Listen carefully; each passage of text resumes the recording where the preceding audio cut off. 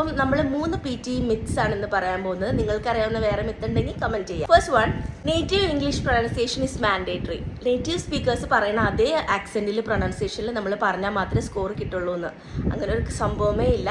നമ്മൾ കുറച്ചൊക്കെ മിമിക് ചെയ്യാൻ വേണ്ടി ശ്രദ്ധിക്കുക എന്നുണ്ടെന്നുണ്ടെങ്കിൽ പോലും നമുക്ക് അവരുടെ ഒരു പ്രൊനൗൺസിയേഷനോ ആക്സെന്റോ കിട്ടണമെന്നില്ല. സോ ആ ഒരു ലാംഗ്വേജ് മാൻഡേറ്ററി അല്ല. എസ്സിയിലെ കണ്ടന്റ് ഭയങ്കര പെർഫെക്റ്റ് ആയിരിക്കണം, എന്നാൽ മാത്രമാണ് നമുക്ക് റൈറ്റിംഗ് എസ്സിയിൽ സ്കോർ കിട്ടുള്ളൂ എന്നുള്ളൊരു മിത്തുണ്ട്. അത് തെറ്റാണ്.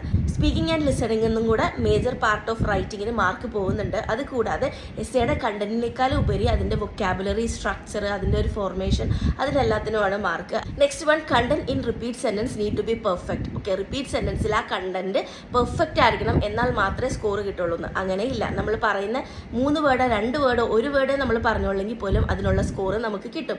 അത് പെർഫെക്റ്റ് ആവണം എന്നില്ല. ലെസ് സ്പീക്ക് ലെസ്, നമ്മൾ കുറച്ച് കേട്ടിട്ട് കുറച്ച് പറഞ്ഞാലും അതനുസരിച്ചുള്ള സ്കോർ നമുക്ക് കിട്ടും.